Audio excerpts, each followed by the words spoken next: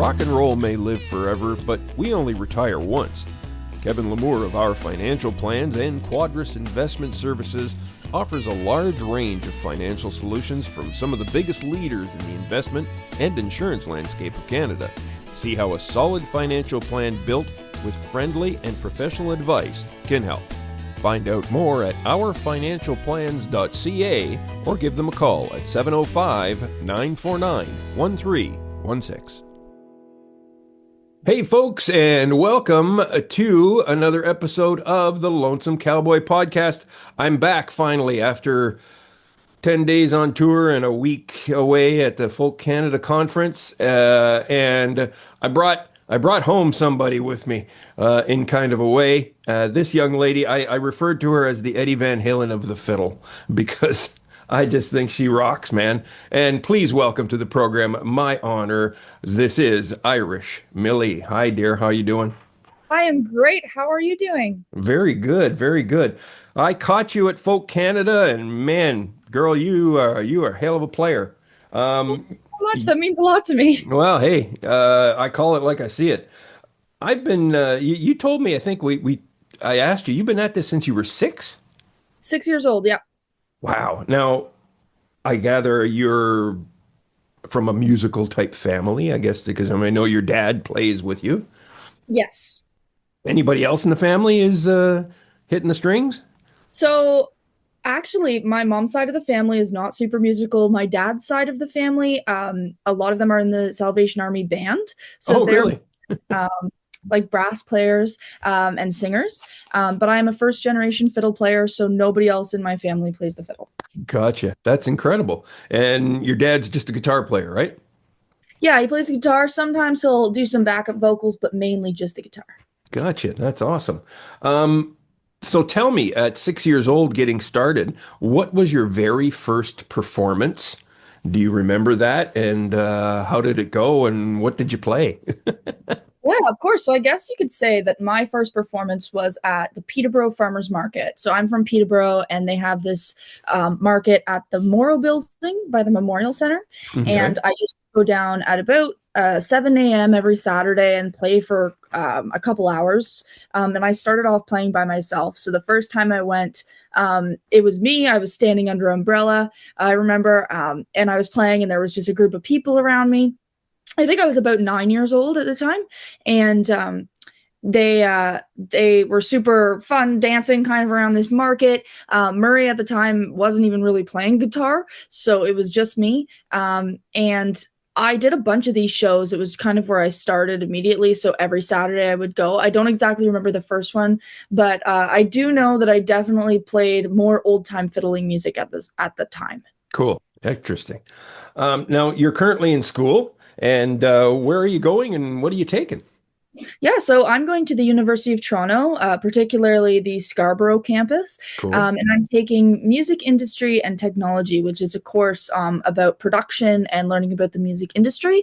And I'm particularly choosing the audio engineering stream, which means that I'm going to get to learn about audio engineering, I guess. And I'm going to be going to Centennial College, as it's a joint program with the university, and get my BA and my diploma in music at the same time over the next few years, and it's quite fun. I really enjoy it. It's actually I am in the first year of the program, so we're the guinea pigs, I guess you could say. Wow. And yeah, it's like a totally new program. I was originally going to go to school for biology, and then this program came up, and I was like, I have to go do this. So Sure.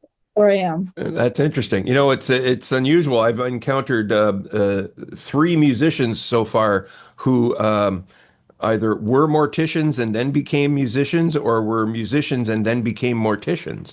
Oh no. Yeah, there's a band called My Son the Hurricane. I don't know if you've ever heard them before, the giant brass band. Dano, the drummer, mortician. Wow. My And goodness. became one after he was a musician. How's that? So there you go. That wouldn't be unusual for you to see you in biology. Let's put it that way. Yeah. So you've won some awards recently, haven't you? Yeah, so Well, I've been nominated for quite a few awards Yes. Yeah. this year. I actually just found out I'm up for 2 Canadian Folk Music Awards, Wow. which is super big for me, and I'm really, really excited. I know they're in Calgary this year, and I'm gonna get to go and see all these amazing musicians, and just an honor to be nominated. In the past, I've been up for 5 other Canadian Folk Music Awards, and I've always gone to the awards, and it's been so much fun. Just hearing the music and the talent, and getting to be there with all those amazing people. Hmm. I won my hometown's Emerging Artist Award. Nice. About 2 years ago, and that was a really big deal for me, because Peterborough is just, as a community, has always supported me coming up in music, and without them I wouldn't be where I am right now at all, because of the opportunities that they've really helped me get to and come across. And Recently at FMO, I was up for Performing Artist of the Year. That's uh, right. yeah, so I know that we were both there. Yep. And I went on the Thursday night, and I got to see the Angelique Francis Band. I don't know if you saw them over the weekend. Uh, I don't remember. I caught so many going on, but I don't think I got that one. and they were doing the announcements for this award show, so I got to go there as well for the nomination. And I was That's just nice. honored to be nominated with all those amazing performing artists. There you go. Good stuff. It's nice when you get nominated and you didn't know you were being nominated. Yes. Yeah, exactly. I've always I'm always the thing about it when it comes to awards and stuff like that. I'm always um, uh, I'm like, well, yeah, whatever. If I get one, I get one. If I don't, but if you get nominated, it's almost like, hey, that's cool. Someone else thinks it's a good thing. So that's sometimes better that way, if you ask me. Exactly. I love that. Yeah, exactly. Um, Now here's always a question I wanted to ask an instrumental composer, and being that you are a fine one as it is, when it how do you know when a song is going to be okay, this is going to be an instrumental, or you say, got to have lyrics on that? Oh, Is interesting. there a choice, or do you just say, no, I'm writing an instrumental song and that's it, or this is going to have lyrics and that's it, or do they morph? How does it work? So this is interesting because I started off as fully being instrumental, and Okay. whenever I would write, vocals wasn't even an option, right? Because I wasn't singing, so it was always just like, oh, I came up with a new riff. That's an instrumental tune. I'm going to make that into a tune. And because I'm on a fiddle, and I'm so used to just playing instrumental, everything was just super strictly instrumental. And then when I started singing, mainly how I would get my instrumental tracks was I would go to the guitar, and I also put that in its own category. I'd play the guitar, and I'd be like, "This is this is a vocal song." Sorry, and they mainly stayed apart for a really long time, and it was like only until this EP that I put out, where I have a track called Allison, did they kind of come together, because I remember writing this jig, and then I remember wanting to write some sort of vocal piece inspired by like the East Pointers Halfway Tree, and I ended up thinking, well, what if I put this jig into like a vocal piece as like an interlude, or something like that, or used it to kind of hum along with it, and that's when Ah, they came together for me. So, truth be told, it's always been very separate, and I've always just kind of gone in with the mindset, this is what I'm writing, and I usually end up coming out in the end with that. But this is the only song I've written, Allison, that came out with both. There's the instrumental aspect, there's the vocal aspect, and I wasn't really expecting that because they were the tunes were separate at first. gotcha. Well, to me, writing instrumental songs is to me the closest thing to coming to real magic. Yes. And watching some of these composers, guys like John Williams and stuff like that, and write the parts for all these things. I've always thought instrumental composers were on another level in the world. So that's where I see you in that respect. So you perform with your dad. And I see you on stage a lot with just you and him. Is there ever been a full Irish Millie band that you've ever had? The whole deal? So when I was really young, I used to play with like my full family band. So my cousin sings, and my dad plays the guitar, obviously, and we have some people who like to drum and stuff. And we used to have this little band called Cork that we would play in. Oh, And it cool. wasn't really like my band, but I will say that a lot of the stuff we did was instrumental, and I had like lead parts in it. So you could say that. Hmm. really had like a full band, even though on a lot of my albums it's depicted that there is a full band behind me as I'm playing. I've never played like a show with a full band, and I don't have a set full band, if that makes sense. Yeah, no, completely. Um, so with having your father in play, performing with you, are there any challenges that come with that?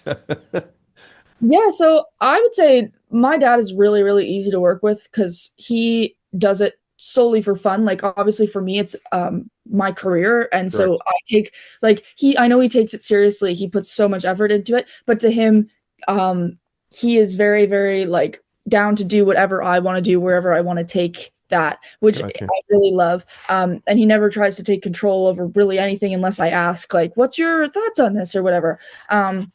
But he definitely is super easy to work with for me. I know sometimes we get at each other's nerves because we do live together, like in the summer and stuff. So, like, obviously, if you live with anybody for a long period of time, it's going to be hard. But especially when you're related, it's really easier. It's much easier to be hard on the people who you're related to and who you love. So when we have band fights, they tend to probably be a lot bigger than the average band fight, because we're so close. But I would say now, after like growing up a bit, me maturing a bit more, we haven't really been having anything go wrong with our duo, and we tend to get along really, really well.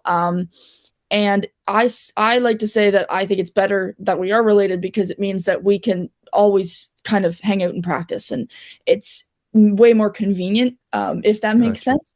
Yeah. And then it's also really easy to tell each other the hard things, like when somebody isn't playing something right, and it's not like we take offense to that because we know, like we've been together since I was in the womb, and so it's okay when we tell each other these things. So I really like it. I consider him like my best friend. So That's uh, awesome. yeah, it's really great. Yeah. Well, you see, with parents, and I mean, the coming from this old guy here, my parents, I don't know about my father, but my mother, she was also a musician in Europe, and she played in an orchestra, and so did my uncles and the whole deal. But my mother never supported me taking it up as a career. So it was always one of those things of, well, you got to have something to fall back on. There's always that fall back on kind of business. So to have that kind of thing with your dad, I find is refreshing. And I'm actually finding more parents are being supportive of their younger kids getting into the music business nowadays. And I think that's really fantastic. I don't know if you have friends and stuff like that are in the similar situations as you, but that's what I've noticed anyways. Yeah, I totally noticed that too. It's definitely something that's totally being looked at more openly now. Yeah, exactly. Which is finally, thank you. Yes. Yeah, Yeah. exactly. Yeah, I know when you always tell somebody you're going to grow up to be a musician, yeah, I want to be a musician and or whatever you want to be, and they kind of give you that look of like, yeah, okay, sure. Yeah. Yeah. You're going to starve Yeah. or whatever, you know. So there you go. Now, music usually starts out as a hobby for us people who play, and then it becomes a vocation sometimes. Now, so what are the hobbies? And I found some interesting hobbies of musicians, from race car driving to, an active outdoors person kind of thing. So, what does Irish Millie do when Irish Millie for fun when Irish Millie is not playing fiddle?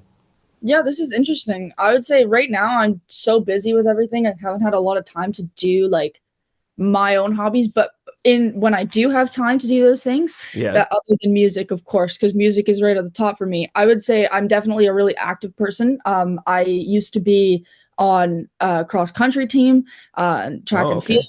So I love running, and being outside in nature and everything. I've had a lot of kind of hobbies over my life, I guess, because I've I've gotten the chance and opportunities very gratefully to try a lot of different things. But Nice. I've but running has always been really good. I love to swim, and that's something I've always loved. So if I'm not playing music, sometimes I will be swimming and running and doing these really active things. And then the other thing that I really, really enjoy, I guess, is kind of a visual art. So I love photography, even though I don't do it seriously at all. I just find it's very, very fun art.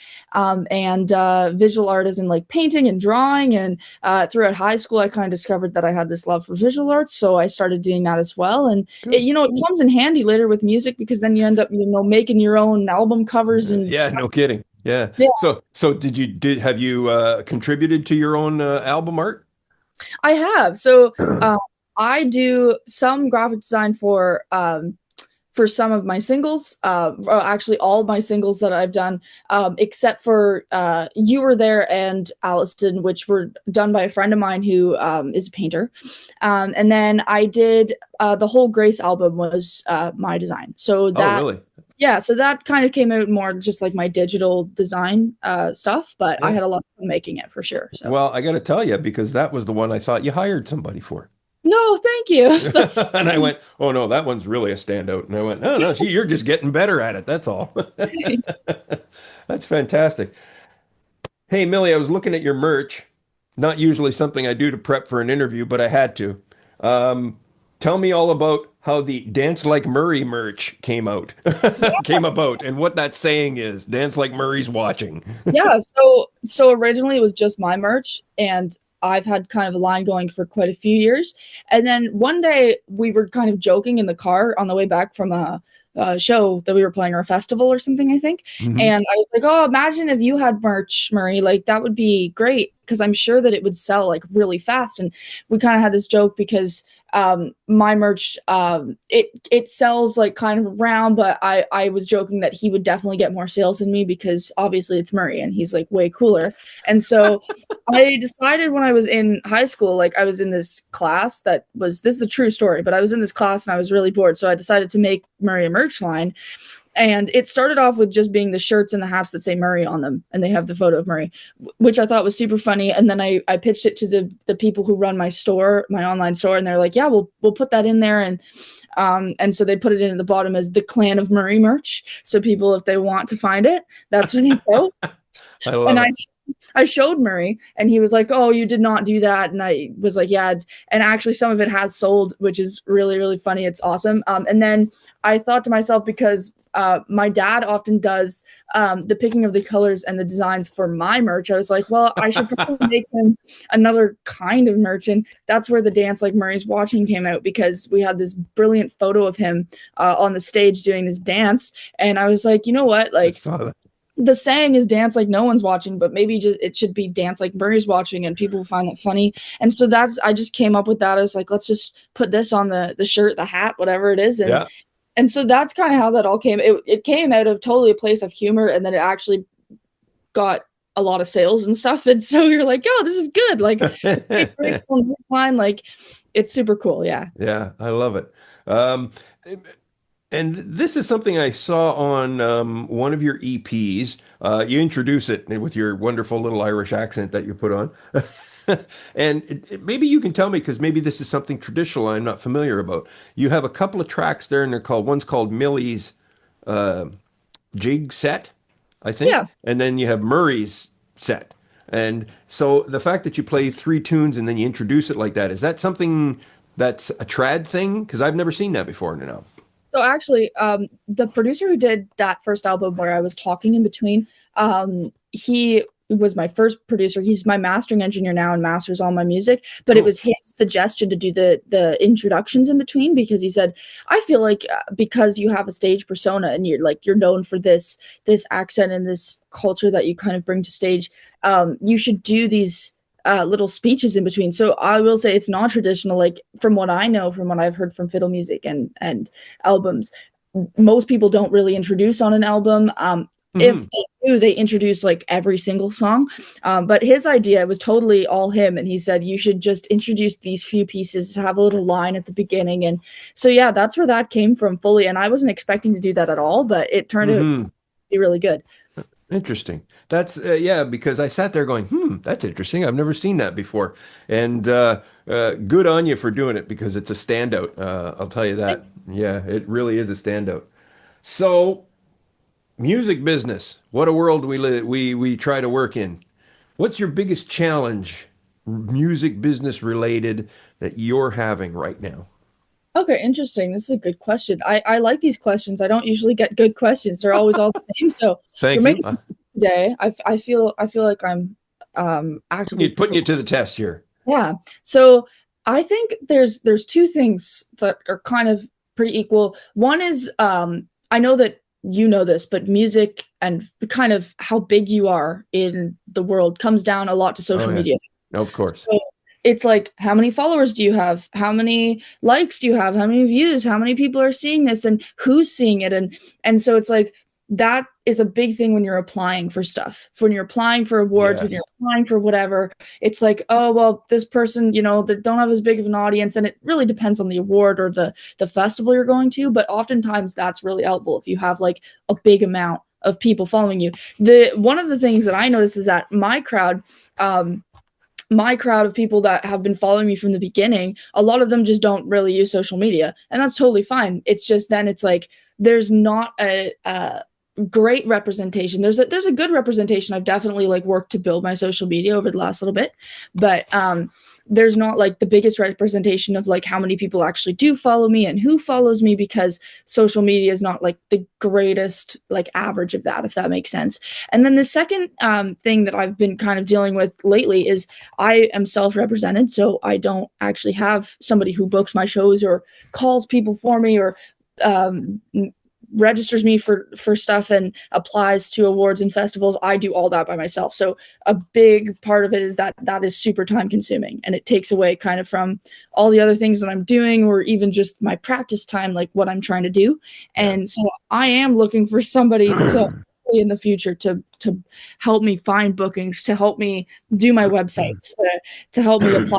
So that's an industry thing for sure. So, and that's another question that I've asked a few artists, and some have actually turned down record contracts and other things from music business type people. Is that something that you would strive for, to have a label, or is it something that you have a caution about? I don't know. I think it's always important to read the fine print when you look at those things, but I think an offer from a reputable label would be really big for me, even if it didn't end up working out in the end. I feel like I would definitely be looking for that now, of course. Hmm. Uh, but like, as there is with everything, there's always like little things you have to watch out for. You got to make sure you're being treated properly and your art's being, represented fairly, and you're not selling what you've written to somebody else and they get all the credit. Or so there's all these little things, but it's definitely something that I would love to have happen. Cool. Yeah, wouldn't we all, eh? But it's just got to make it fit into your world. Let's put it that way. And what you've built. That's the big trick. Yes, You've played Europe, have you? I have. So tell me all about that. I'm curious as to, you have your Canadian audiences. Tell me about a European audience, and is there any difference between the two? What did you notice maybe that made you go, "Ooh, these folks are cool," or "Ooh, these folks are crazy," or something? Interesting thing was when I got asked to do that tour, I thought it was totally not never going to happen because it was a Facebook thing, and I was like, "Oh, Facebook is like a little bit iffy sometimes. I don't know if this is if this is real. Like this may never happen." And then I actually ended up going, and it was a month of just like totally amazing opportunities. There was definitely some like cultural shock here and there, like with the way that your music is accepted, how people react to it, of course. But the Uh-huh. whole tour itself was like brilliant. I think I really enjoyed it, and I have lasting relationships for sure from that experience. One of the things I noticed when I went to my first festival is that when I would play, there were often like the people who go to these festivals in Denmark specifically, which is where I was for the most part.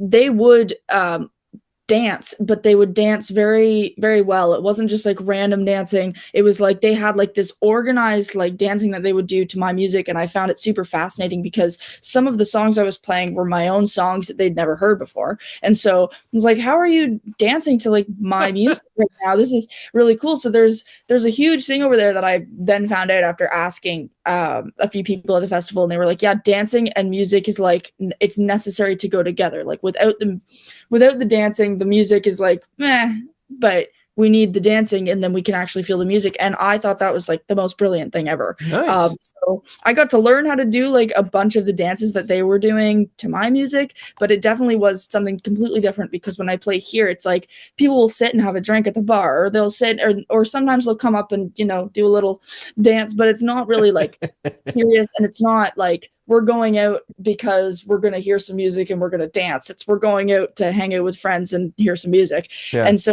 it's a really different thing, but I really enjoyed that part. That's cool. So, did you notice anything like with the audiences, like in Canada, they have a tendency to be just yappy, yappy, yappy, and you're back there doing your thing, and then they'll pay attention every once in a while. I, at least I've never experienced it, but from what I think I've noticed that a European audience is very attentive. Yeah, so I mean, even at these festivals where you're right, totally, like in the Canadian culture, you might have like a lot of talking, a lot of whatever. They are very, very attentive to what you're playing. So I played festivals, I played regular gigs, I played at schools, and the minute you would start playing, people were just like eyes on you, they're watching you. It was very, very active audience. And there Hmm. were definitely passive audiences that I played over there, but definitely not as much as I play here. Gotcha. Yeah. Interesting. Irish Millie, did you know that that's also the name of a racehorse in Australia? I did not. No, now you know. Okay, Irish Millie, please tell the people where they can find out about you and your music and your stuff. Tell them where they can find you. Of course. So my website is irishmillie.ca.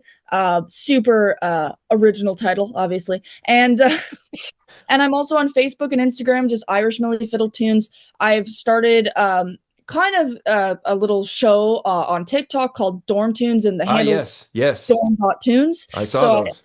yeah, so I post a tune every day, and so people can find me on there. On my website, I have a contact card where people can directly email me, and then I also have all the merchandise on there, my CDs, my lists of shows coming out, my past shows. So all the things are mainly on the website. Outstanding. Millie, I just think you're fantastic. You make me energized when I watch you, and it's just so cool. And when you did your version of The Devil Went Down to Georgia, I went, now there you go. That's what I like. Thank you so much. I really Yeah. appreciate that. Please do check her music out, follow her career, folks, because you're going to be able to say, I remember when, because I know that's where you're going, man. I know it. Thank you so much, Brian. It's been a delight to chat with you, and Hey, so lovely. And so I hope we can do it again sometime. I hope so too. Thank you.